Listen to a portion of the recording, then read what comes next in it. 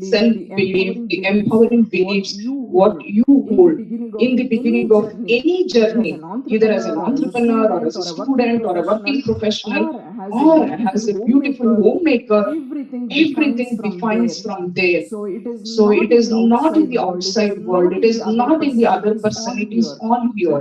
What we want to accomplish, what we want to do, every power is within us, but are we really looking at it? So this talk by Mahatria made a huge difference in me, and he said one powerful statement: even a cow, okay, an animal which we worship today, feeds a family. You as a human being, being the greatest creator, created by that creator, you are the greatest creation. Next to God, human beings are the greatest creation of this universe. What are you doing with you, what you have? Even cow feeds a family.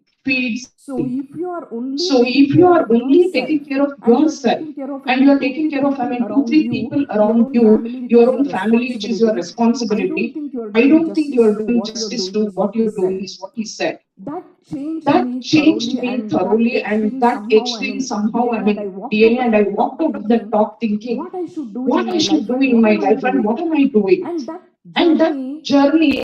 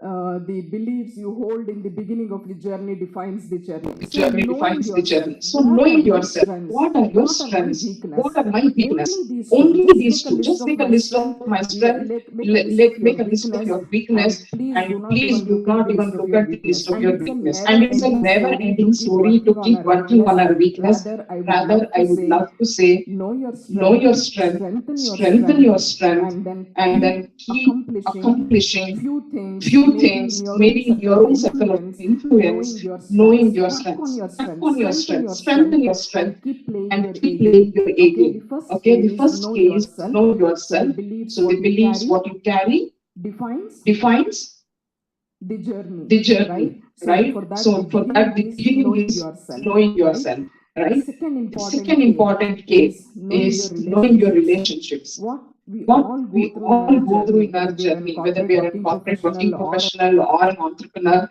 is that majority of the times we focus so much on our growth, we tend to forget what are people going through, people around us are going through in supporting us in this journey. So make a list today of top 10 relationships in your life, okay, including your brother, I mean, parents, probably your teacher, top 10 stakeholders. In the business world, we call them as stakeholders. So who are your top 10 to 15 stakeholders in your life?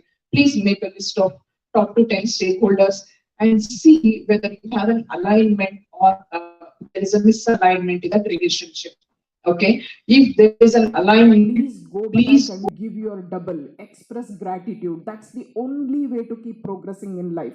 Express gratitude. Tell them explicitly. I've seen, people come and say, no, my parents know that, I'm very grateful to them. But have you told them explicitly? Have you? It is not for them, it is for you. It is that subconscious program that will help you to keep growing in life. So go and express with them saying that thank you so much for being such a wonderful parent, such a wonderful brother, right? So keep expressing yourself in terms of saying thank you to every relationship for which you are aligned. Suppose if you feel there is a misalignment in a relationship, and it lies in that top 10 to 15 relationship stakeholder of your life, immediately, if it is a business partner, or if it is, it is your mentor, or it is your colleague, team member, your friend, whoever, immediately you got to go communicate. Not, it is communicate, not argue. Okay, go communicate, clean up, right? Cleaning up is not you becoming the doormat. Cleaning up is that you going and expressing that this is what you are looking at life, this is what you want to do, what is that they expect from you, right? So communicate and clean up. So what is the second important K? Know your relationships, right? The first important K is knowing yourself, your belief system. Second important is knowing your relationships. So top 10 to 15 stakeholders of your life, know whether there is an alignment or a misalignment. And the third important K is know your faith. I'm not speaking about any religion. I practice all the religions. I respect all the religion, Hindu, Christian, Muslim. It is not about that. But faith is about what you believe in, your God, your spiritual connect to what you connect for.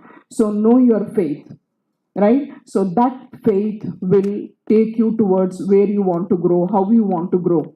So connect with that, and that, I think, three E's: envision, empower, exceed. With these three K's of knowing yourself, knowing your relationships, and knowing your faith, that have that spiritual connected strongly to hold on to in your tough times, happy times, will take you to wherever you want to go, and sky is the limit, boys and girls. So there is one powerful saying which I keep telling in my conversations, and that was my TEDx talk also last time when I gave, as there will be some belief systems which we will be carrying from our childhood. Okay, please do reflect what is that one childhood story which you are telling yourself, which has become your belief system today. Please have a look at it. As we grow in life, right, this becomes the biggest bottleneck for us to conquer. So at early in life, if you can identify those childhood stories in your life, it would really help you to multifold your growth. One of the childhood story which I was telling myself from a child was, I am not blessed in life. I'm unblessed. And it had become a pattern in my life. Okay. I just started understanding that it is coming so many times. See, having grown Garbhagudi from scratch to 100 crore, I still felt unblessed. Can you imagine? Right? So I realized at some point that these are the, I think, belief systems which we try to deal in our life. So please, it's my invitation here to all of you. Look at your childhood stories, what stories you are telling yourself, and if it is a disempowering belief, please convert it into a empowering belief. So the moment I start feeling, somewhere I realize that I've always felt I'm unblessed in life, then I just changed it to ensure that I'm a blessing in so many lives. And today, truly, God's grace, that it is a blessing. We are able to complete so many happy families today through Garbhagudi, and I'm happily contributing to create so many healthcare entrepreneurs to the society. So every disempowering belief has a power to become your empowering belief. So please look at if it has become a pattern in your life, identify, write it down, and clean it up. Thank you so much. Let's create a wonderful, beautiful world for all of us together. It is not our responsibility, it is your responsibility. Together we can make it. Thank you.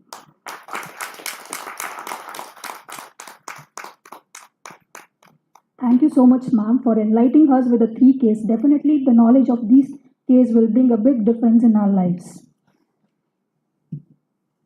Now, we have come to the next important part of the business conclave, which is the panel discussion by the women leaders on the topic Breaking the Glass Ceiling, the Quest in Rising India. Now, I request Zali to welcome the esteemed panel members.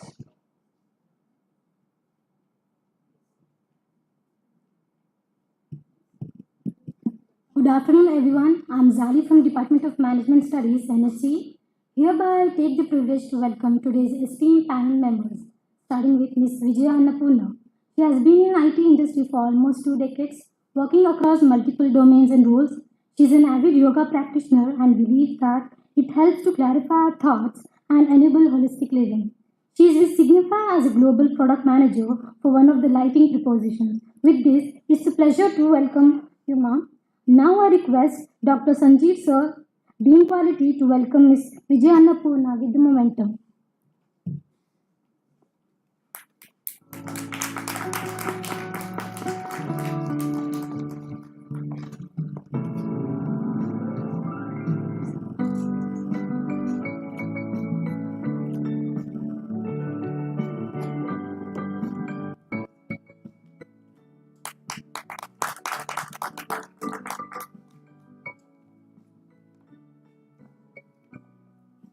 Thank you, sir. The next panelist we have here is Ms. Sandeepa Guntareddy. She is a digital content creator, writer, author, motivational speaker, and storyteller. She is a thrill seeker and a dreamer who draws inspiration every day from every experience. The curiosity to know more made her extensively travel all over India. Penning down her feelings was a hobby since child that now became the basis for publishing her works of poetry in her free time.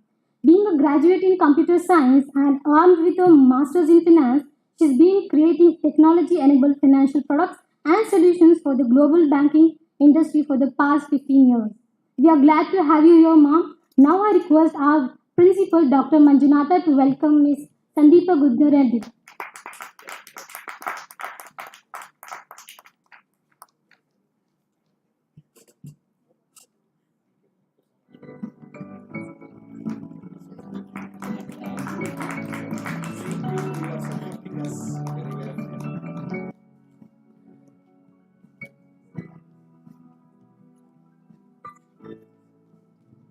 Thank you, sir.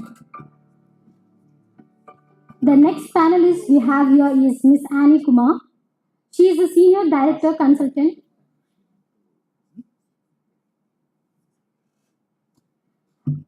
She is a senior director consultant and a part of BNI India Business Network International. She has a track record of success as a managing director with the financial services sector. She has expertise in mergers and acquisition, executive management, foreign exchange management, and business planning.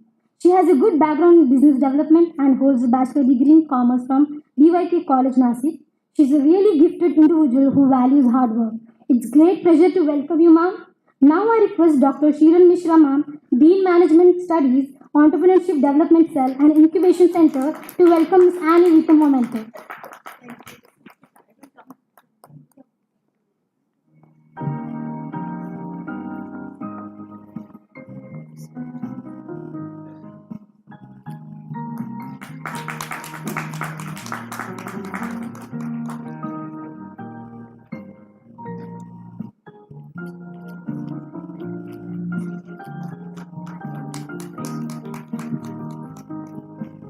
Thank you, ma'am. Now I request Bhargavi to welcome the other panel members.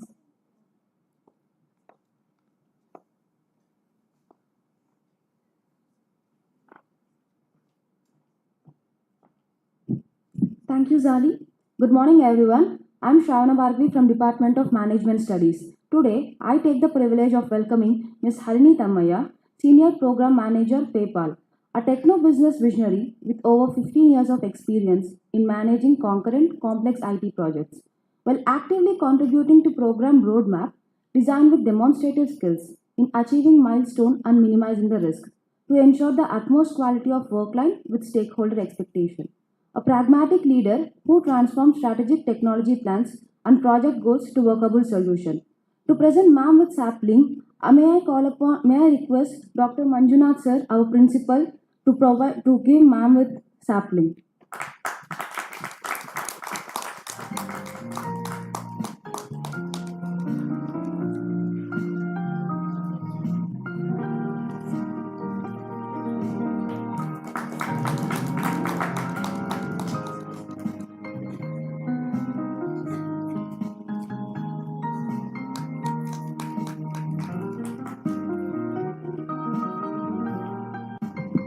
Thank you, ma'am. Now, I would like to introduce you with other esteemed panel member, Ms. Shreya Shivangi, an internationally certified executive life and success coach. She's a digital strategist with 15 years of industry experience in India and Singapore.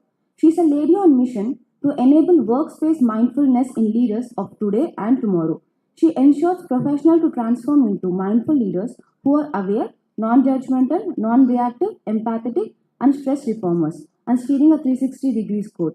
Now, may I request Dr. Sheelan Mishra ma'am to present ma'am with a memento.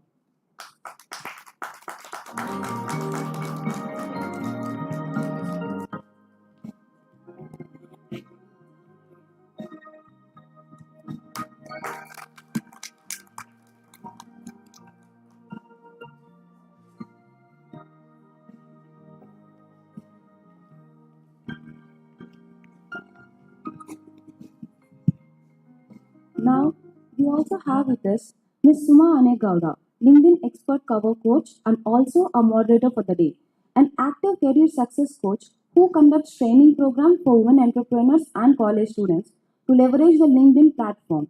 Her two innovative initiatives for women, LinkedIn for Her and Book for Her, to help them pursue their dreams and fulfill their aspirations.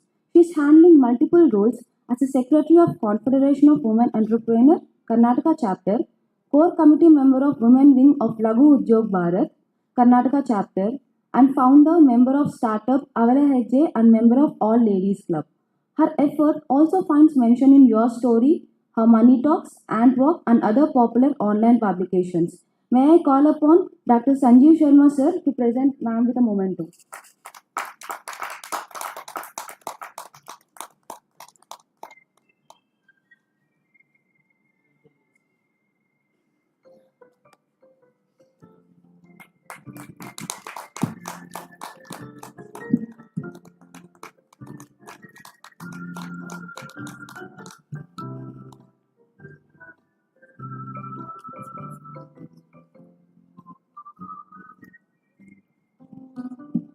Now, we are about to start the important segment for the day, the panel discussion on breaking glass ceiling, the quest in rising India, as Mrs. Suma Anegowda ma'am as a moderator. I request all the panel members to stay back on the stage.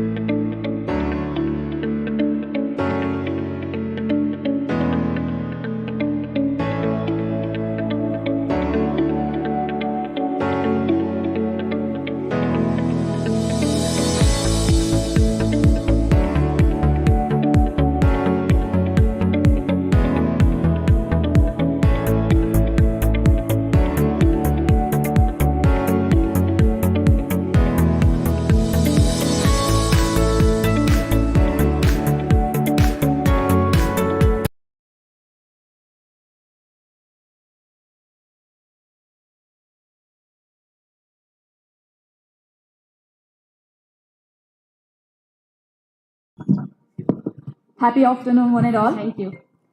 It's really fantastic to be here to have a conversation on one of the topic which is very close to my heart and which I really like. I welcome you all to the most awaiting panel discussion here. And I would like to, on behalf of New Horizon College, I would like to invite all the panelists. I'm sure they're going to add a lot of values on the topic today, what we have. So without taking much time, let's start the session. Thank you, Suma.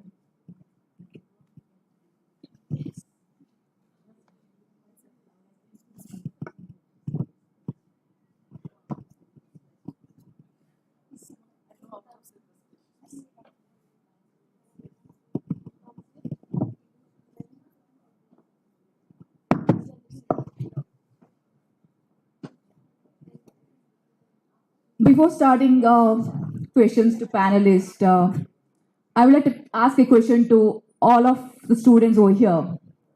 So how many of you want to become an entrepreneur in the future? Maybe I think the people who are graduation or post-graduation students can have a rise, hand your rise, please. Whomever you want to become an entrepreneur.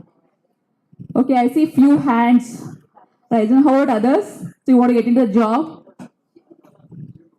Okay, anyway, it's fine. So one of my friend, she today posted in a LinkedIn, the quote says like this: McKinsey's Global Institute says that India could add around $770 billion to the GDP by 2025. That too by incorporating the gender diversity in the workplace. It's amazing, right? I'm sure that to achieve that, there could be a lot of challenges, hurdles, but I'm sure if we all work together, we can achieve that. So with that note, let's start our session today.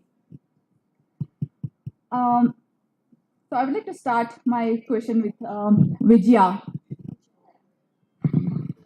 What is glass ceiling and what's your perspective about it, Vijaya? Thank you. Definitely not out of syllabus question. Okay. Good evening. So good morning to all of you. So somehow I went into evening already. So it looks like time is just passing by here. Thank you so much for the question. So before we get started into what the glassing all about, just a quick definition on when it started. Somebody by name Marilyn Aladdin has introduced or first used this term in 1980s in one of the panel discussions. Okay, this was just a metaphor she's created to identify the challenges any women might have faced at that point of time when she's trying to raise up in the corporate ladder. Okay, this is just a definition part of it. But if you look at a glass ceiling, this is more of a metaphor, right? And the reason why we try to look up and figure out, hey, it's really working out or not. And in my head, it's just the imaginary part of it. Now, why, according to me, it's imaginary is because if you look at my entire career path, I worked with one major technology majors in the entire, be it with Nokia or Intuit or Accenture, right, with the Signify. Okay, these companies have invested primarily and as one of the strategic goals in diversity and inclusion. So which means the workplace is enabled for a woman to perform at her best.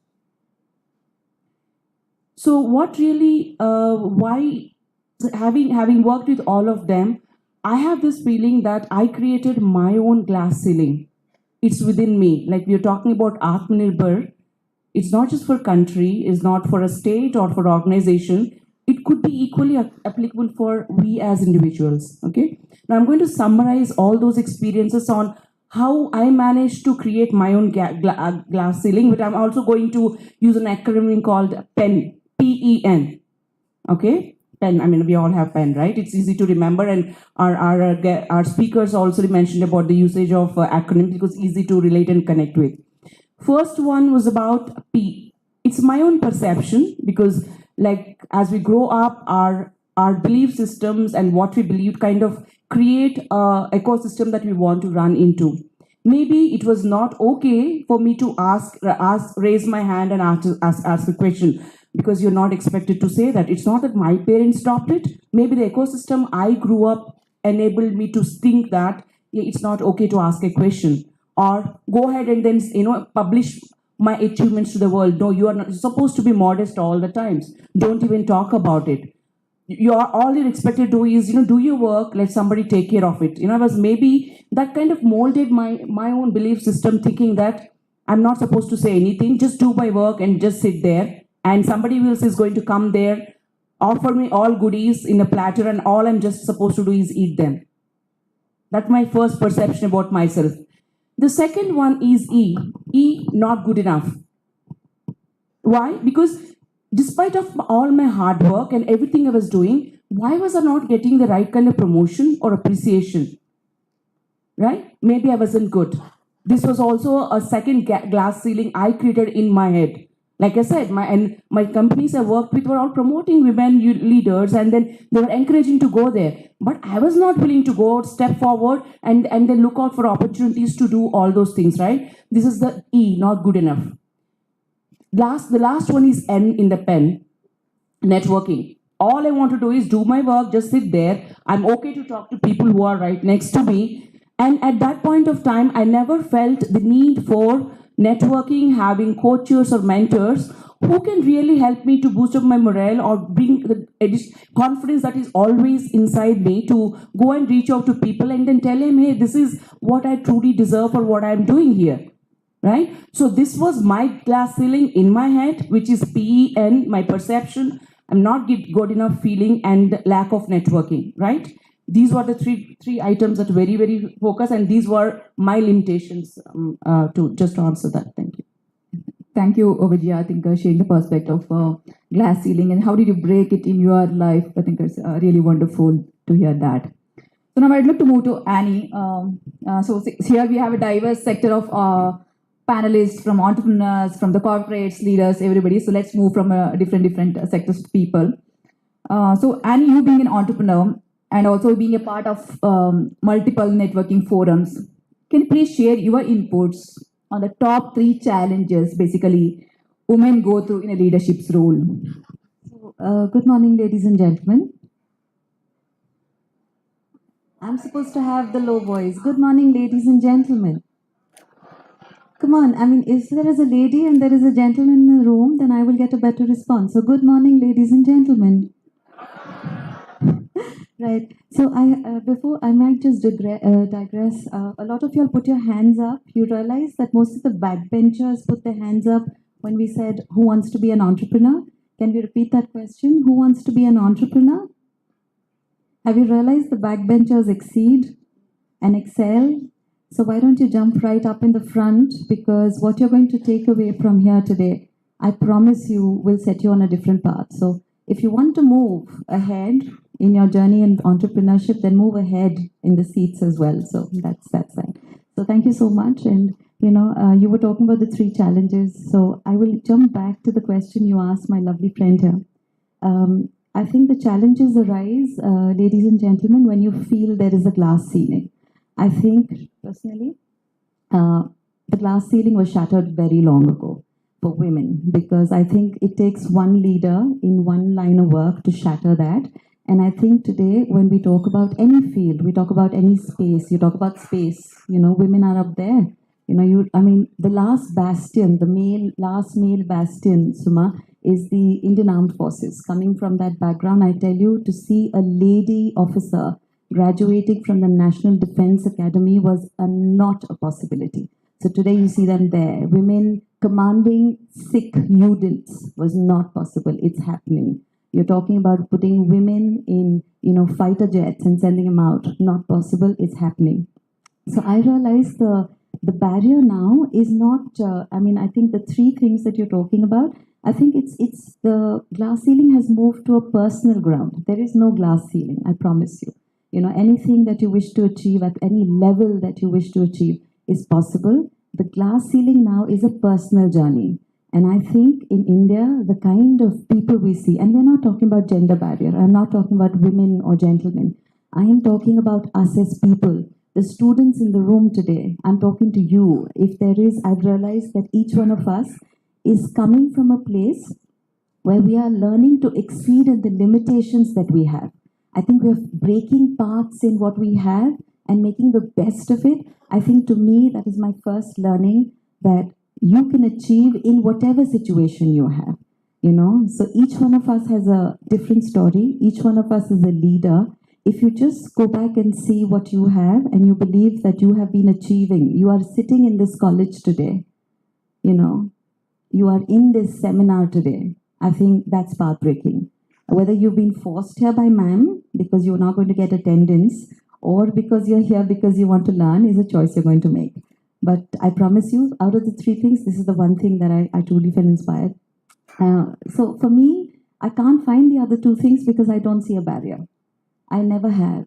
I've always, in fact, when we're having a conversation, I'm always chided for my voice. Speak loudly, speak loudly. I can't speak loudly. This is my highest pitch. But that doesn't stop me from getting where I am. So I think for me, ma'am, Suma, I think there are no challenges. I see no glass ceilings. And I think that everything which is possible for me. And I'm sure that it's possible for you as well. So thank you. Nicely said, Annie. So I think as she said that, the limiting beliefs, what we hold, that is we can call it as a glass ceiling, not the society or the ecosystem is making us as a glass ceiling. It's what we individually hold. That's itself the major hurdles. If we come out of it and if we create an empowering belief for ourselves, that itself, it's very much easy to break this glass ceiling, I can say. Thank you. So now I would like to move to Sandeepa. I think very interesting profile, I can say. As we look into your background, we see that you enjoyed a successful mainstream career before embracing a more spiritual path. Can you share your mindset of making that big move and how you dealt with questioning the phases? I think it's not an easy journey. I think most of people don't take this journey. You're taking a different journey. So how did that happen and how did you take the decision? Can you explain more about that? Thank you, Suma. Like all of you, I am also an engineer, a computer science engineer, and I have a master's in finance. I worked in the corporate as a senior product manager, creating personal financial management products and automating banks. Worked across the continents for majority of the banks. Now, if I were to say, and if I actually try to look at what Pushpa ma'am was talking about, somewhere the belief systems that you nurture, or rather, you keep on thinking at the back of your mind as a child, that keeps coming back. Whether you say it is keep coming back or haunting you, that for whatever reason, for somebody it haunts you in a different way, for me it haunted in a different way. I think without understanding that, it is very difficult to understand why I moved to a more spiritual path right now.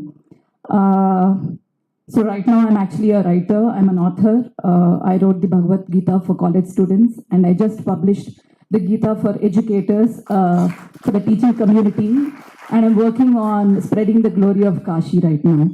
Now, if I look at my childhood, when I was doing my kindergarten until up to my 3rd grade, I was raised by my grandfather. So I have a servant maid called Apayama, who has a grandchild called Lakshmi. Now, we are three sisters. We used to go to a convent school. And my grandfather felt, so the maid used to come home along with the granddaughter. So she's handling the household chores, helping with the utensils and cleaning. And the girl is just sitting around or, just, playing around. So my grandfather took a decision. He felt that, even this girl should go to school.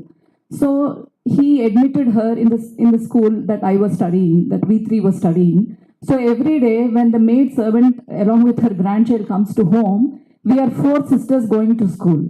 That's the kind of parenting I have seen through.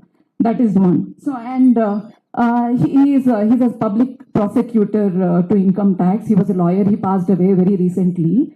But all his life I have seen anything that he makes money. I mean, he used to make really ample amount of money. But he only used to give what is needed for the family. Only what is needed for the family, no luxury. It is only what is needed. The remaining amount he is to spend for the community. Imagine there is a lot of construction work going on in front of our houses. So whenever somebody is not well or, he used to take them along to the clinic and then handle their medical issues, or if they don't have proper provisions, he used to buy that for them. So these are just simple instances, but it is his everyday life. I mean, that is the kind of life I have seen. Now, the same thing goes with my parents. I come from a joint family. At every single meal, we have 30 people sitting on the dining table and eating, which means all my father's brothers, sisters, their children, everybody are having the meal which we are also having. So he's the head of the family, but he didn't leave anybody. He ensured we come from an agricultural background, which is a small village, but when he moved from the village, he didn't leave the village either. Even today, especially during COVID time, he's a founder of educational institutes like the way you have New Horizon. He's a founder of institutes which run from kindergarten to post-graduation. And he's been running it for the last 40 years. So during COVID, we really had a very, very tough time. Not because school was not running, and like Bangalore, cities which had the option of going online classes and still getting, fee payment from students, we couldn't do it online because it's a tier 3 town. So we couldn't do that. But despite that, he made sure everybody should be fed. He paid all the employees' salaries. Of course, everybody were ready to take a cut. Everybody took a 50% cut. And for about 25 villages, we were only packing food provisions, 25 villages, and he left his village 50 years ago. He made sure those provisions, rice, dal, vegetables, you name it, he made sure whatever money that we saved, he used all of that, and he said these have to go to all these villages where I was raised. Okay, that includes his maternal villages and his paternal villages. I think that's not a small deed, and we were in the verge of closing our institutions, which means leading a zamindari life or being a very rich man all your life, and suddenly you're in the verge of closing your institutes. Despite that, he said, only if everybody is alive and happy can we be happy. Can we be happy on the dead bodies or, unhappy faces around us? I mean, this is the kind of life that my parents or grandparents taught me, or rather I was raised under that kind of an atmosphere. And what am I doing in Bangalore? I'm a senior product manager, making a lot of money, just taking care of my house, making all the investments needed, upgrading my fridge, upgrading my TV, upgrading the clothes that I wear, upgrading what I wear, what I spend on my vacations, things like that. So somewhere, there is always an empty feeling, Suma. So that empty feeling, I felt there is more to do. I want to see that delight. When I looked at the Himalayas, there is some kind of a delight. It touches your heart. When I look at people like my grandfather or my father and my mother, who has taken care of so many families within the house, being a working woman, she's also a lawyer. Despite that, her heart was big enough to accommodate everybody in the entire joint family and to her villagers. I think that's not a small feat. And me going to the school with my maid's granddaughter is also not a small feat. And even today, all the servants who work in the institutes, their children study for free in my father's institutes, which means my children, which means my sister's children, are going or classmates with my driver's children. I think that speaks it all. Why I felt, there is more to do. Sandeepa, this is not enough. I think you can do more. And I want to do that more, and I want to make the best of my life. Don't waste it. Create more impactful life. So that is the reason why I chose a spiritual path. I think it's a fantastic journey, I can say, Sandeepa. I think since you having the richness and the value system what you brought in the childhood, I think that, and also when you felt that, the emptiness, that's a beginning to start your spiritual journey, I can say. So just to add, recently I had been to Art of Living Happiness program, registered. After registering, I just told to my mother I'm going there. She asked me, why are you going? It's not the age to go for the Art of Living. So only, at the age of 60, 70 people will go. I said, no, I want to go. She told, you just go and see, only old age people will be there. So when I've been to that Art of Living spiritual program, I could see most of them are the younger generation. I can say 20, 18, in the age of 20, 22. So it's not the spiritual just become a, yogi or anything. I can say the spiritual journey, it's very important to know the clarity. So what you want to do in your life, or who you are, what you want to become.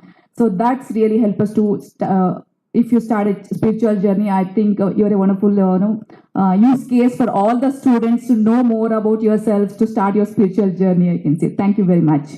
So now I would like to move to Harini. You've been working in the corporate industry for more than 15 years. And I would like to know, what are the current challenges basically women are facing in the corporate to go up in the ladder or to become a leadership role? Hello, everyone. It feels very nice to be in the college. I literally felt 20 years back, oh, I'm in college and have fun and all that. So when the girls were speaking here, I was a student council secretary in my college, the very first year, where you have all the ragging from the seniors. That was a breaking of ceiling for me. I don't care. I am anonymous when I am there. You're seniors. So what? So first semester itself, I was on the elections, and of course I had the backup that my brother was not the senior of the same college, but he was in the medical college, and he knew most of my seniors. Oh, she's my sister. I said, don't you dare enter the college. I'm going to win this on my own. So that was breaking there, where I didn't even know. I was so innocent. Oh, this also has a barrier that I cannot even compete in a election with other seniors. One, B, you're a girl. What are you going to do? So after that, the entire show, annual day, everything was hosted only by Harini. I turned the tables. Oh, let Harini do it. From my seniors themselves. No, we can't let her do. That was the turnaround the table, where I didn't have that on my mind. Oh, this is a boy, this is a girl. I can't do, only he can do. So when you have that perception that nobody is your competitor, you are the best at it, I think that's very clear path. Why is that a gender bias based, oh, I can or I cannot, and create a cover around you when your mind says you can do? Unless you're physically challenged, don't compare an elephant to a fish. That's okay. That's a reality. But then not in the way how you would think from your mind. That is achievable. That's doable. Corporate, we bring so much of into it. Oh, D&I, hire women, hire gender bias, all this. But are both incompetent or competent is what matters, at least from my perception. Am I competent to do that? Yes, I am. Why should I compare? Another gender will not be able to do. I have to sit and compete with that. I have to do. No, it's all in you. Even today, if I were to be thinking of, hey, how are you going to manage? I was asked, I get asked in the meetings. I'm sure all corporate women would agree. Hey, have you done your cooking that your meeting is extended? I said, look, I had to put you to work before I do that. If I were to go there, you're going to do your work. That's a stake at you and me. So I had to put you to work before I do my cooking. So it's like, it's all in the mind how you deal and what to put it on the plate and what you're competing. I don't know if it's a weakness or a strength. I take 1.5 hours to commute to my office. During that time, I have been following this very early, ever since my college. So I might be deviating from my topic. I don't know, I have more questions for me, but I want to cover this. So, irrespective of, I have motivational read. Like, I don't care whom I'm listening to. The first video that comes up in my YouTube, be it Sundar Pichai, be it Steve Jobs or Steve Cooks or Steve Jobs or Bill Gates, or it's our own Pepsi leader, Indra Nui. So one of it, I'll ensure that I listen to that on that day. It might be a 2 minutes video, 1 minute video, or read a quote. So that's there always in my mind that few things you put the best. It might not happen the way how you want it to be, but still it's a destiny of God. We are all destined by one tag, that is a superpower, as ma'am also mentioned. There is always a supernatural power in us because there is a creator in us. Beyond our limit is the creator who takes care of it. But I did my best. This is how I wanted it to be. It didn't go fine. I was supposed to reach here by 10. I reached at 10:40. I was telling the driver, you missed that right turn within 2 minutes. I was supposed to be there. Fine, no arguments. It's destiny. I was supposed to reach only at 10:40. That's okay. But no point in that driver told me, ma'am, I'm sorry. When I go out, literally I get shouted by people. You are late by 5 minutes. But you are not like that. Is there anything that you can do? I can do. Destiny, live it. But next time you are more conscious that I have fixed his thoughts that he should not be missing any turns. He is more conscious. Oh, last time I did this, but nobody got shouted. But he's more responsible than, what I'm trying to say is it's imbibed in each of us. Don't make it like I'm incompetent, so I cannot do it. Indra Nu's statement was, she brought her children to her office, but she said, if you want me, that's the cost you have to pay. So why she could have told, okay, I will babysit my child and then come. No, there was no reason. That is my all, as ma'am said. See, I'm trying to knit everything, every of my colleagues or whom I look up to that they talk. So these are all one interlinked, but if you're competent enough in your abilities, strengths, I don't think any bias should come. As long as you're breaking your benchmarks. See, when I told my child, oh, you're going to be next Sundar Pichai. Sundar Pichai is already there. This is Yashvir. So in 10 years, are you going to drop me to office? 10 years, you're going to fly to office, Mama. Where are you? Where in the world are you? I'm going to have a flying car. So when a 10-year-old kid is giving me this, he's already my competitor that, 10 years I'm going to be back. So I try to learn a lot of things. My journey of career or whatever, every phase of my, I need not call it as career. I don't want to make it very career oriented. And as a journey of mine, I have taken multiple breaks in my career. Not because of my inabilities or I could not, but because of the reasons that I had to prioritize certain things. Know yourself, as ma'am told. Know whether you can have it all. That was defined by me. So every bit of it, I have stood back and said, hey, what's important for me to do? Am I doing it on my own? Or I have to get something from somebody where I have to tag myself to. So the very, very reason of every breaks and coming back is empowering myself because I had a vision. Your vision, empowered. And as of today, I feel I've exceeded and achieved because I have multiple offers if I had to go and give interviews. But it's all on me. What I want it all. Or which one I want to pick from all of mine. Of course, there is a huge thank you that goes to a family, as ma'am also said. I'm sorry, I'm referring because the keynote was so very blended by both the leaders that it is so much routed in everybody. It's just that we don't give a thought. We don't take that second and give a thought. Hey, is it not so very closely related? I know for students, I did this when I was in college. Okay, that's a seminar, I have to go and sit. But you envision that you have to get something out of it. How many of you, I just saw only few, hardly some 5-6 hands for entrepreneur. Anybody continuing for corporates, getting yourself ready for your campus? Hands? Only one I see here. I see only one. So that's what I'm saying. Either they're not in it, so we are not giving what you need. Is there anything exceeding that you want to hear? How you exceed? We are ready to talk even that. We are all in for it. We want to break this. When you step out of the door, we want to see you're very well sorted. Who wants to be an entrepreneur? Who wants to be a corporate? Who wants to do a CA? Who just wants to be a housewife and be at home? That also your exceeded expectation. I just want to do this.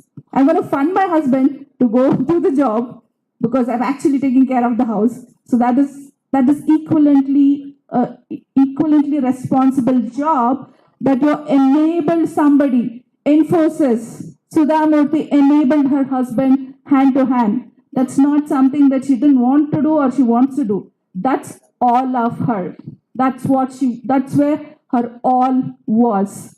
So break the ceiling. Everybody has it. Don't create your own ceiling. 2, be envisioned to what you want to be. 3, empower, as Mahmood said, that has to come within you, what you are expecting out of you. Exceed. Don't just keep your bars or expectations to just, I want to just exceed. Excel. That your exceed focus is for. You also have to look at how excel, you would be beyond exceed as well, where exceeding that is a benchmark by excelling that. Right?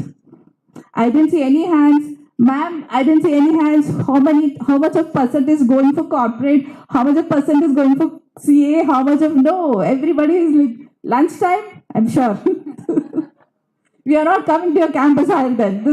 We will not be getting anything, I guess. Okay. Thank you, Harini. I think you answered more than what I asked. I can say. I think as she said that if you have a competitive skills, that's more than sufficient. You don't need to worry about the glassing. You can break that. And I also see that, as you mentioned, you've taken a couple of career break, but still you've grown up in your career life into the leadership role, and also being a lot of work with Stanford University and with IAMB. I really appreciate the work what you're doing in terms of a woman in data science to become for all the women to be in that particular leadership role. I really appreciate that. Thank you. I would like to add on to that when you called up WITS, because this question is most of the time I have this question. Hey, you belong to different domain and this is with Stanford, what are you doing? With Stanford, that's a ceiling. Or if you call it a ceiling, that's a ceiling, but I have excelled beyond that E. There is another E I always kept adding. This didn't come that I wanted to be there. It came as we want you to be there. So that's where it's excel for me beyond exceeding, because that was not my domain. Whenever I had taken break, I have enabled myself or empowered myself. I've done my IIM analytics when I was on breaks because I was preparing myself to empower myself. When I come back, this is what is in the industry. So I try to exceed, then excelled it now. Thank you, Harini. So just to quick note for all the panelists, we have left with only 10 more minutes as per Sheelan. So now my question goes to Shreya.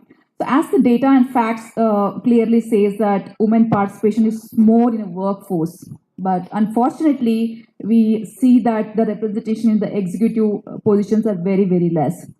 Can you give an example of glass ceiling that our students should be aware and how they can break those glass ceilings? Thank you, Suma, and I'll be mindful of the 10 minutes that I have. Okay, it's okay because you were addressing to the students and you're resonating with the students here who are going to make their future. So while the beautiful ladies and the leaders out here are asking those questions from you all, whether you want to be in the corporate or the entrepreneur, you choose or you not choose, you will be leader one day. And maybe you're leader today.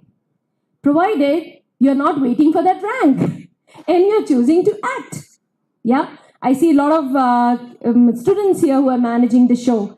So remember, whichever aspect of your life, to the women out here, if you choose to be a stay-at-home mom, managing house, or in my organization when I was working with Caterpillar, there were a lot of men who were choosing to be ally of their partner, they're choosing to be stay-at-home dad. You will still have to be a leader.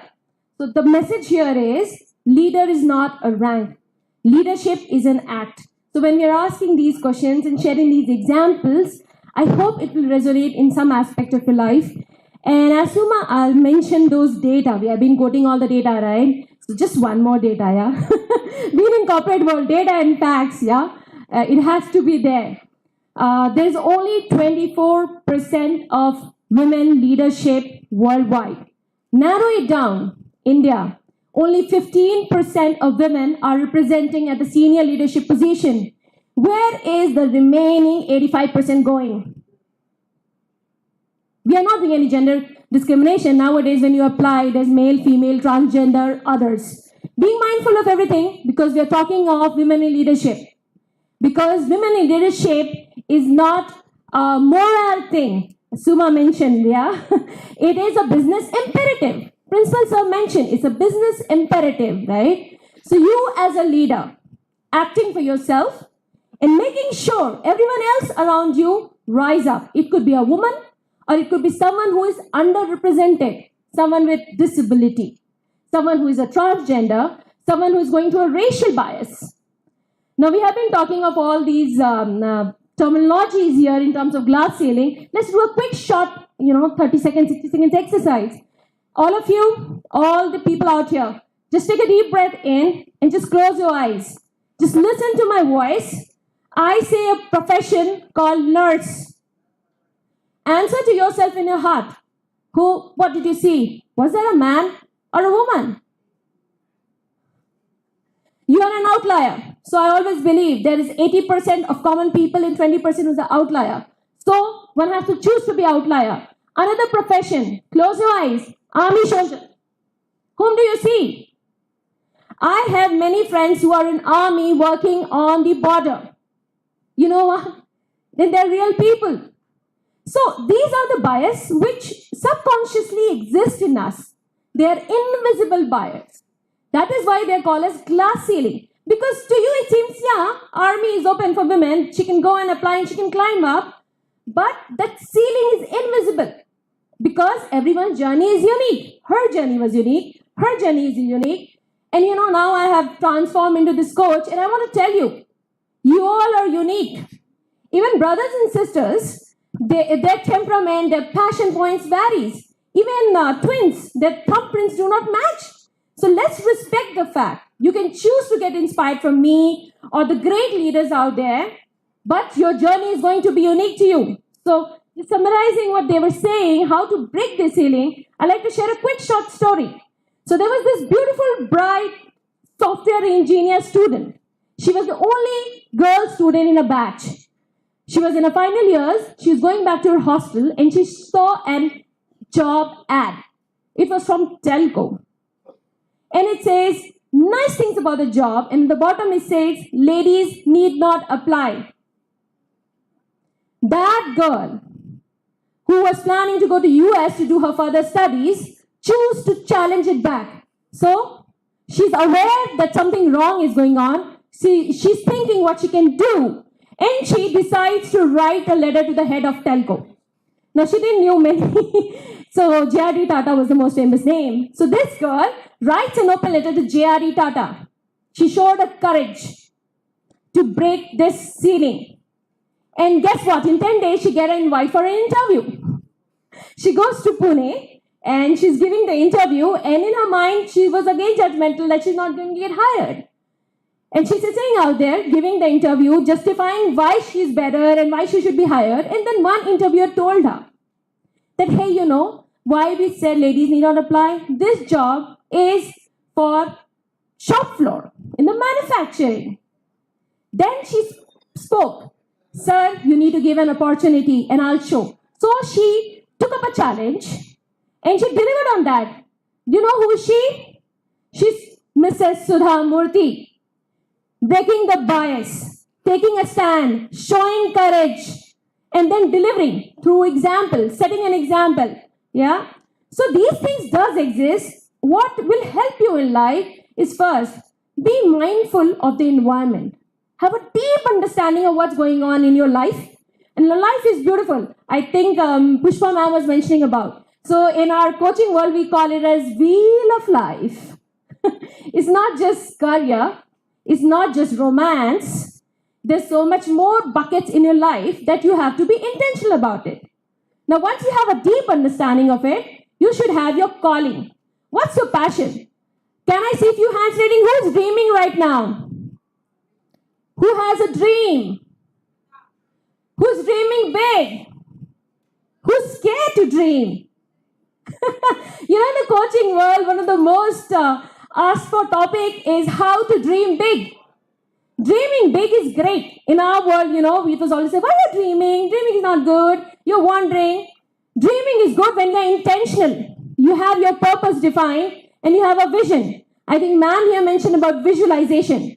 So you have your role model in mind and you're visualizing. That is what is fueling you up. And while you have your passion defined, I would say just go on YouTube and search for a video of Simon Sinek, The Power of Why. Find your why, the golden circle, because that will give you a direction, the light. I think we were talking about light in the morning, Sandeepa. Whenever you're in confusion, whenever life throws dilemma, this light, your purpose, your inner calling will be your guide. I think I'll keep it as that simple because we have a limited time. But, you know, friends out there, I see you all as risers. Wherever you are, you have to rise up and up. It is your call. You want to rise X or 10X or 100X. But you can always choose to overcome that. So best wishes. Thank you, thank you. I think you rightly said that it's all glass ceiling, it's all because of the subconscious. It plays a major role. If you have a courage, you can always overcome that. Thank you for sharing that. So now I'll quickly move to Annie, and it's going to be, I'm sure this is going to be a very important question to the students. As you being an entrepreneur, the importance of networking and also the importance of having a mentor to scale up your business. Can you please share? I know it's like everybody talk about networking, everybody talk about mentors, but I see there's a lot of value having a mentor to scale up your business. I know investing your time in terms of a networking to scale up your business, that really, there's a lot of value. So I would like to hear from you how it's helped you scale up the business. So for just for the record, so I'll just give you a little bit of where I come from. So I come from the armed service background. Was raised in a very small cant. I was just discussing it with the ladies that where I come from, there are only 4 streets. Yeah, that's where it is. You can never get lost in my town. It's an A-grade arty cant, but the town is just 4 streets. And when I moved from there to Bangalore, it was just me, right, in my little world, believing, beliefs, like you said, either, that I can or cannot. But the idea was that starting there, we started a business with my business partners. We had about 3, about 1 store. We're in the foreign exchange business. 18 years later, can you tell me what is the number of stores that you think is possible? Can any of the students here just take a guess? I started with 1 store in Jayanagar 4th block, shopping complex, if anybody's from South Bangalore. Yeah. Can you just take a wild guess? Stand up, please stand up and tell me what you think is the number of stores that I have today across the country. I think any guesses? Come on, honor my time. Anybody in the room? Feel free. You can say 5 also. I'd be happy. 5, 6. Yeah, 7, 100. Sorry? We can't hear you guys. Only I'm allowed to have that pitch, I told you. You'll have to stand up and tell me. I'm sorry? 100? Somebody said 100? Yeah, 100. Is that your upper? Can I make it 150? Yeah, 200? 250? 300? 350? 500? 550? 1,000? Well, I won't waste your time. 1,400 stores across the country. I started with 1 business. I'm sharing this with you. It's making me very uncomfortable. But the fact of the matter is, for all the chatting that we're doing there, you need to understand that somebody who can come from, a very small town, you're very lucky. You're born and brought up in Bangalore. You have so many opportunities here. So starting with 1 business, I scaled to 5, right? Do you want to know what my estimated net worth is? Are you interested now? Now they're interested. You talk money, they're interested. Yeah. Yeah, you want to know? Suma, you want to tell me? Yeah, please go ahead. I'm estimated at 1,000 crores. Give her a big round of applause, So guys. the reason I'm saying this is because I want you to take the time of the women sitting here very seriously. This is the time that we've taken out from our work. This is the time that I've taken out from making an addition to that 1,000. All the women here have done that. So take that seriously. So you want to listen to us? Yes or yes? You want to listen to us? Yes or yes? So what does ma'am want to know? Ma'am wants to know network is important, right? Do you think network is important? So when I go back from here and all these lovely ladies go back from here, which is that one face, do you think we'll remember any one of y'all? Do you think we'll remember any one of y'all? Did anybody take the time to stand up and speak to us? Did anybody here think it of value to talk to any of these women who are extremely powerful? This is a lady who comes from one of the most powerful places, Philips. That's, just look at all the talent in this room, and what are you talking? She was talking about her grandfather who owns a college. She was talking about her spiritual journey. What is one student here we are going to remember? Am I going to catch you at an interview that you're going to possibly take at one of my companies? Am I going to remember you? Are you going to apply at PayPal? Is she going to remember you? What have you done today with the 1 hour that we've been seated here? Have you taken the time to be noticed? My question to you is this, and that is why networking is very important, Suma, because if you are not noticed, like they say, there's a friend of mine who's in the signage business. You know what he says? A business with no sign is a sign of no business. You want me to repeat that? A business with no sign is a sign of no business, says Jayakumar.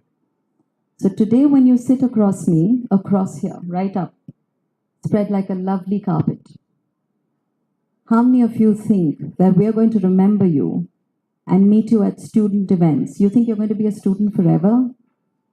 You're going to be applying for jobs. You're going to be entrepreneurs. You're going to be in banks. You're going to be at VC events. We are going to be there. Yes, I promise you we are going to be there. When you raise funds, we are going to be there. When you want a job, we are going to be there. When you want recommendations, we are going to be there.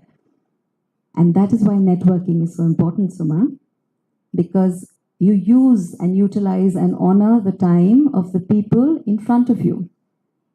And I think what has worked for me to take a small town girl, if I told you the name of my place, yeah, Google for Devlali, you'll get Devanhalli. You won't even, Google doesn't know the name. Even Google doesn't know where Devlali is. That's my town. So if I can step out of there and I can build this with the help of 385 people on my team, right? That's happened because I have been present where I've been present. I've used the time of the people that are willing to talk to me to create a network, because this is something I want you to remember when you step out of this room. Whatever you take from here, you take this. Your network. Nice group of gentlemen over there. I'll talk to you. Gentlemen, hello? Excuse me?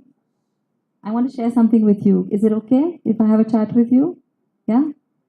So I'm going to share with you what is most important. Sit. It's really nice. Sit down. I'm going to share with you what was shared with me. Your network is your net worth. Would you like to say it with me? Can you say it with me? Your network is your network is your.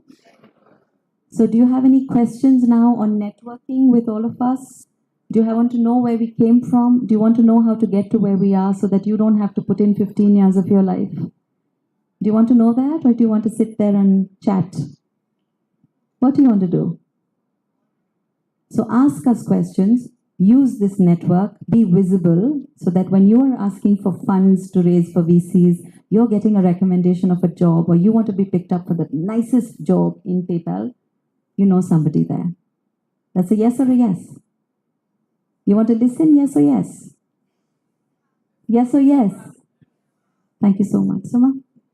Thank you, Annie. I think you nicely said that, your network is your net worth. And also I see that, I think all the panelists sharing a lot of things, but when Annie talked about the money, I see that a lot of response from all of you.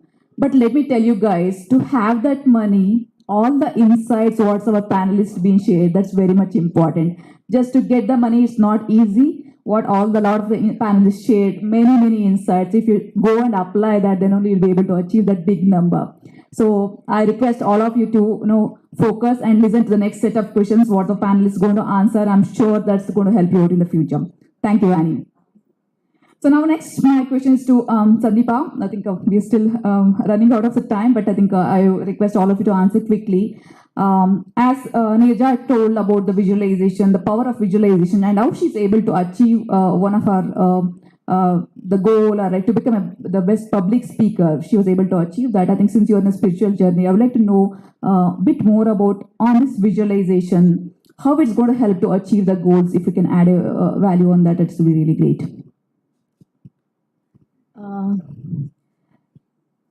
If I were to talk about visualization, you should always, there is no, it's infinite. The human potential, if I look at the boundaries, only physically there is a boundary to us. Mentally also, your intellect is again, it's a bag of memories. Again, there is a boundary to that. But if you want to grow beyond this, because all of us, is there a limit as to how much we want to do? Even if you have 100 crores, I don't think so. You will say this is enough for me. So you want to grow. Even if you get 1,000, again you will say I want more. So what is this more? This more is something, deep inside. The core of the human being says, I want to be boundless. Are you getting it? Everybody wants to become boundless. But what is bounding you is your physical.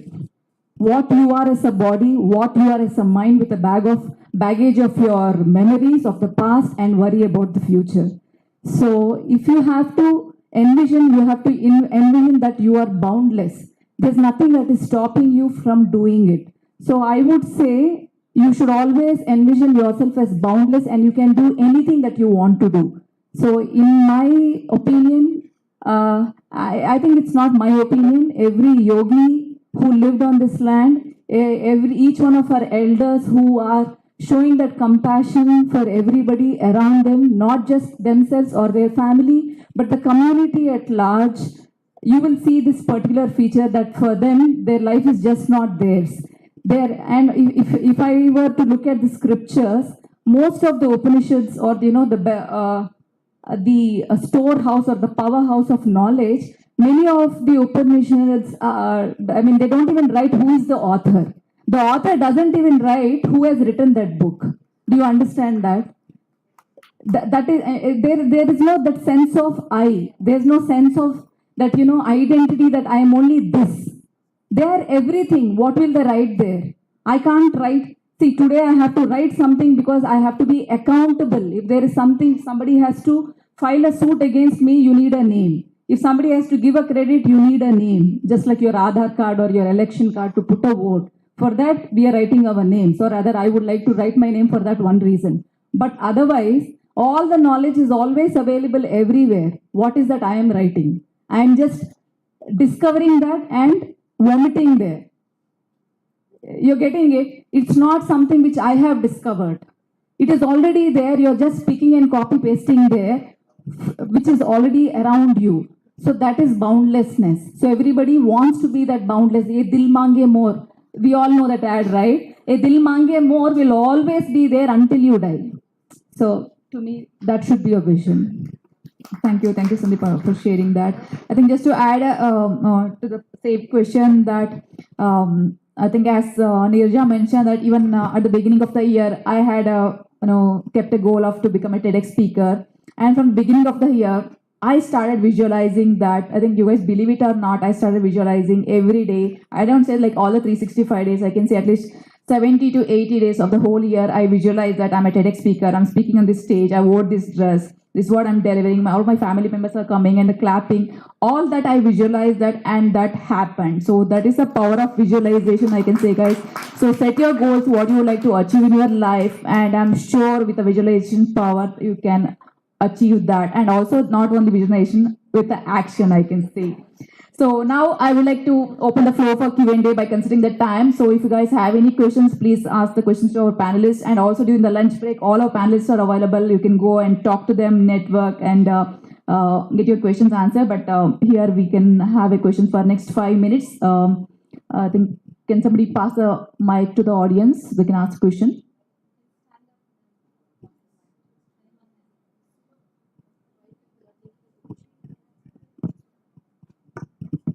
Yeah, anybody has a question?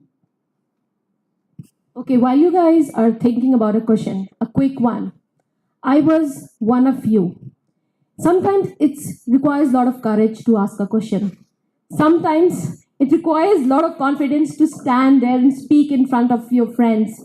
Yeah, you're gonna laugh about it later. Maybe there could be different things running inside you. So what I've realized in my journey. So when I was in college, I had a stage fear. And then one day I rose and I started giving lectures on the stage and running the show. How did it happen? I never realized that, but now as a coach, I learned that these skills are not inborn. Don't live with it. If you have a self-awareness that there is some things holding you, raise your hand, find a mentor, find a coach, find someone, and you can be on this journey. There's beautiful things happening all over the world. People are getting coached on confidence, people are getting coached on courage, overcoming negativity, and it's a truth. From great business dudes, they have been my clients. They were not sitting in the placement. And parents are saying, life finish ho jayega. And that person is crying in the session that we have. And that person later went on to sit and now is doing great in Bangalore, is employed. But the reality is, if there is a trait which is limiting you, raise your hand. I think that is what we have been sharing today. And I really want to remind you of that. Yeah, we are not judging you, and just you have to choose to raise your hand. That's it. I hope we have one question by now. Yeah, I think we have a lady in the back, that side. Can please come to the front? That's breaking the glass ceiling, right? Yes.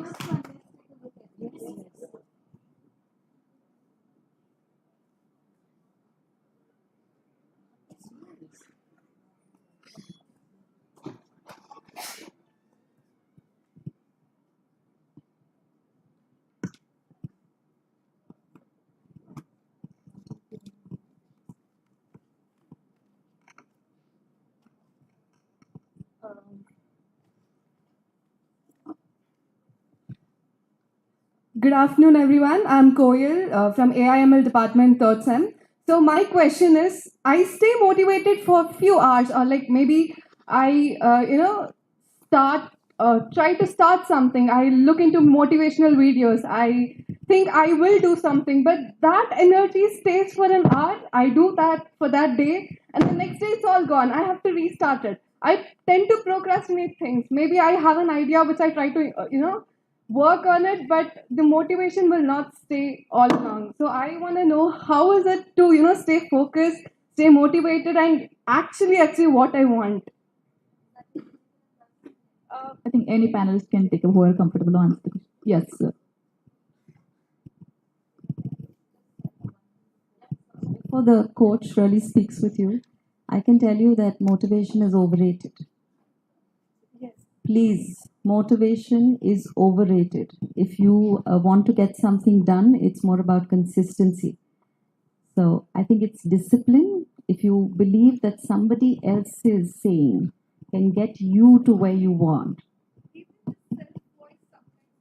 No, then let's work on it. Let's work on it. The idea is very simple. Everybody who's telling you, or anyone who's motivating you, like this is a lovely life coach here.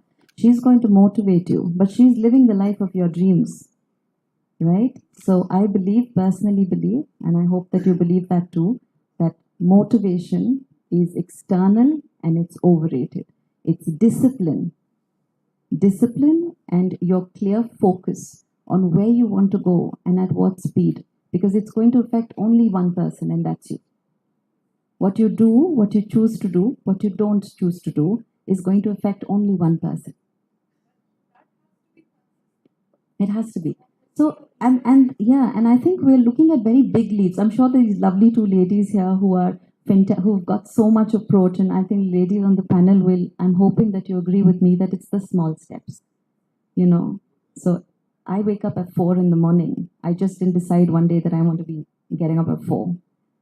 So from 6 to 5:30, from maybe 5:30 to 5, from, 4:30 and then 4. So it's the small steps. And I think you have to learn to honor yourself. I think it's most important. We kind of, it's something that we discourage. We encourage everybody around us. We shine light on everybody around us, but we never look at what we are doing. We never encourage ourselves. We never pat ourselves on the back and say, good job.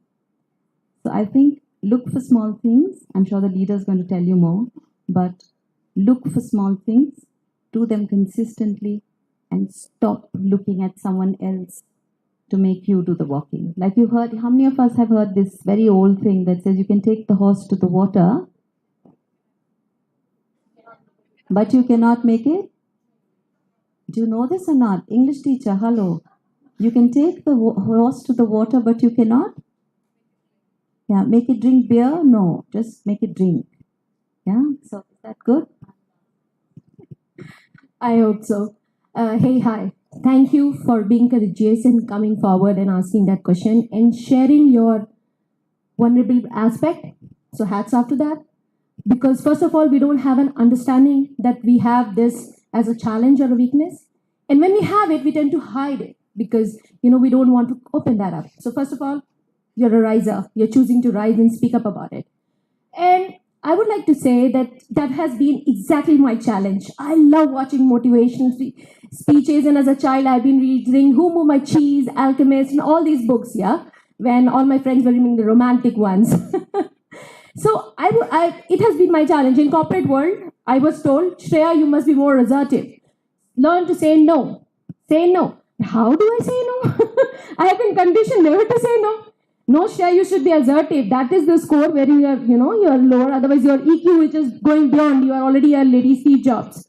But how do I say no? So that's where I'm with you. Because everyone else is sharing their mantra. It can work for 80% of them. But there would be 20% who would need a unique solution, a unique mantra coming out of you. Because you is you. Your weaknesses, your passion, your dreams are yours. Okay? So do not settle with that. First of all, either you can choose to innovate and be a strategist. I want to say this. Each of you, please choose to be a strategist of your life. You will join an organization and make beautiful strategies for them. Do it for yourself.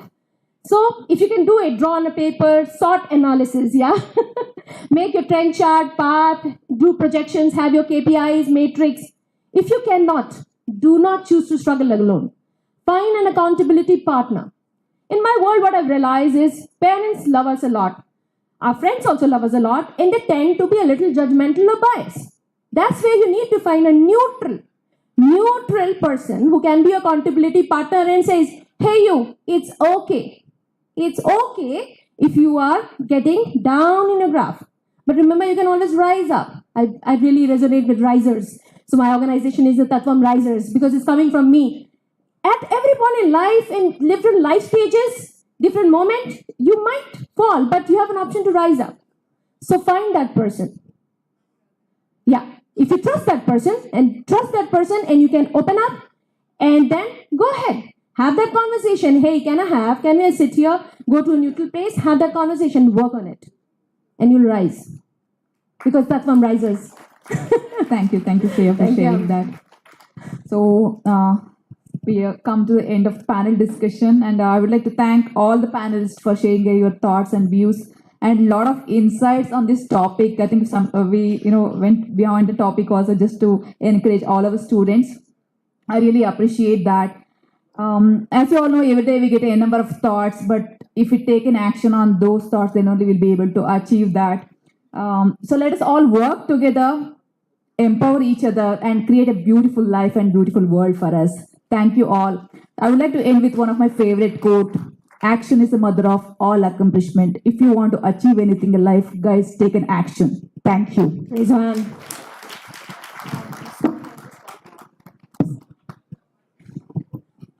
I know. Can I just interrupt you for a minute, please? Thank you. So we're all talking about how to enable women from breaking this glass ceiling, right? We're all sitting here, and we have this identity as women. But just take out our identity. We're all human beings, okay? These situations can be similar to men out there because they've been supporting us throughout our lives, both in personal and professional lives, right? And each one of us are unique and special with our own capabilities. All you need to do is identify those strengths of others, complement each other, and do not compete. And if you really, really want to compete, right, it's just within yourself, because that's where you're going to break all the barriers and move forward. Thank you so much.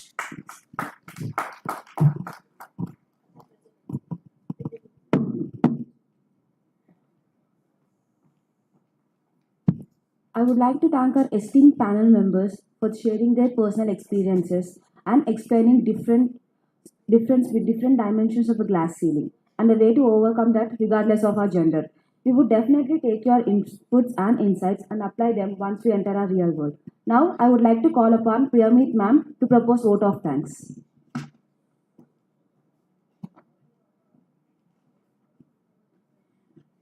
Thank you, Bhargavi. Good afternoon, ladies and gentlemen. Gratitude is not the greatest of virtues, but the parent of all. And on that note, I thank each panel members. I, Dr. Priyameet Kaur, Associate Professor, Department of Management Studies, take this opportunity to thank each one of you. I would like to thank our beloved Chairman, Sir, Dr. Mohan Magnani in absentia, Dr. Manjunath, Principal, Dr. Sanjeev Sharma, Dean Quality, Dr. Anandi in absentia for her guidance throughout. I would like to place a special thanks to our panelists who have contributed and guided us towards our Business-Conclave 2023, India at 75, Women in Business, Envision, Empower and Exceed. Fantastic keynote panelists, speakers, and the amazing set of women leaders. Special thanks to Ms. Neerja Ganesh, TED speaker, Ms. Pushpalata, founder and CEO of Garba Guri, Ms. Vijaya Annapurna, global product manager, Signify, Ms. Suma Anagowda, expert coach and the moderator of the event, Ms.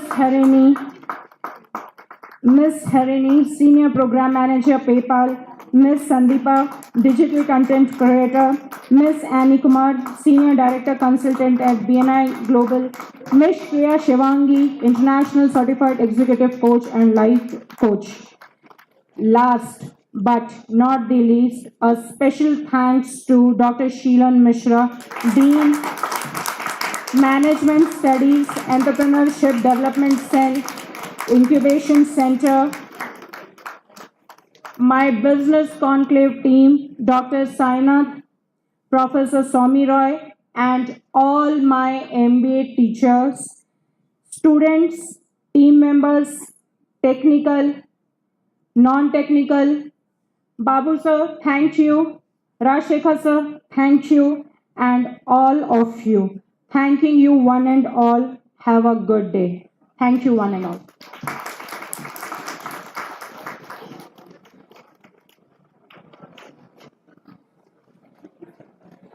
We'll all break for lunch, and after lunch, please resume your classes back at around 1:50 and 2. I know that's a thing, but you have to resume back your classes.